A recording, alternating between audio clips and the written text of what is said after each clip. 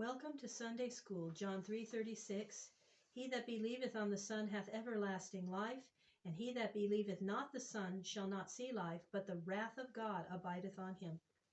From Sychar, the village near Jacob's well, Jesus went northward into Galilee, to Cana, the place where he had made the water into wine.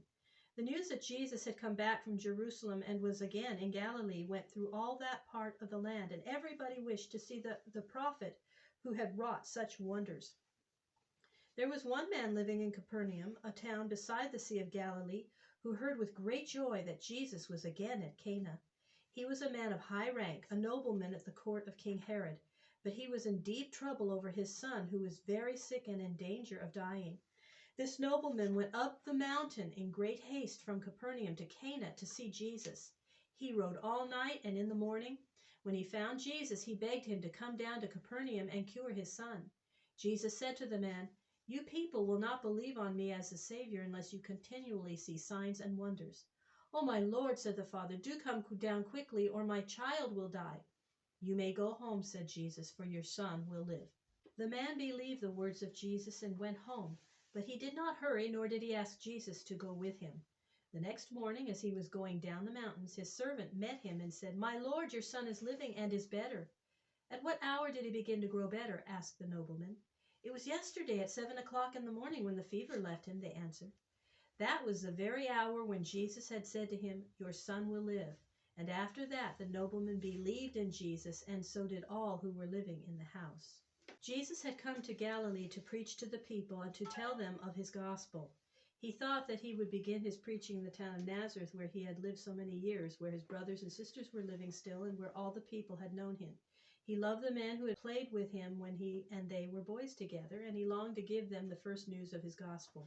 So Jesus went to Nazareth, and as on the Sabbath days he had always worshipped in the synagogue church, he went to that place once more. He was no longer the carpenter, but the teacher, the prophet, of whom everyone was talking, and the church was filled with people eager to hear him and especially hoping to see him do some wonderful works. Seated on the floor before him were men who had known him since he was a little boy, and perhaps some of his own sisters were looking down from the gallery behind the lattice screen.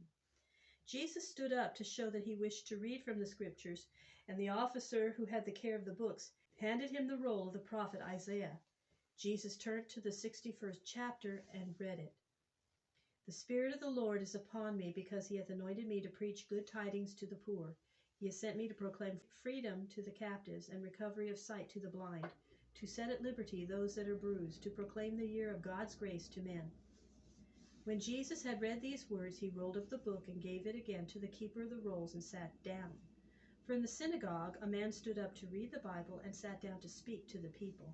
He began by saying, "This day this word of the Lord has come to pass before you." And then he showed how he had been sent to preach to the poor, to set the captives free, to give sight to the blind, to comfort those in trouble, and to tell to men the news of God's grace.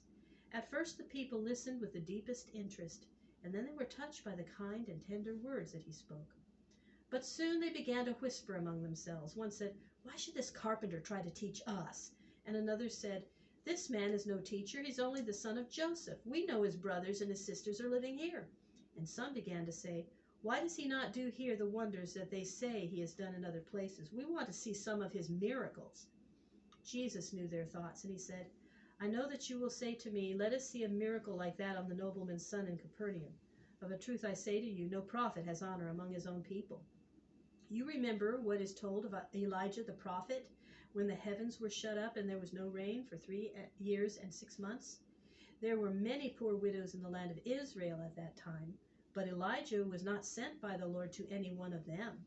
The Lord sent him out of the land to Zarephath, a town near Zidon, to a widow who lived there, and there he wrought his miracles.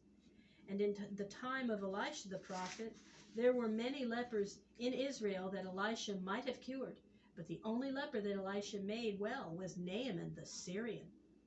All this made the people in the church very angry, for they cared only to see some wonderful work and not to hear the words of Jesus. They would not listen to him. They leapt up from their seats upon the floor. They laid hold of Jesus and dragged him outdoors. They then took him up to the top of the hill above the city, and they would have thrown him down to his death.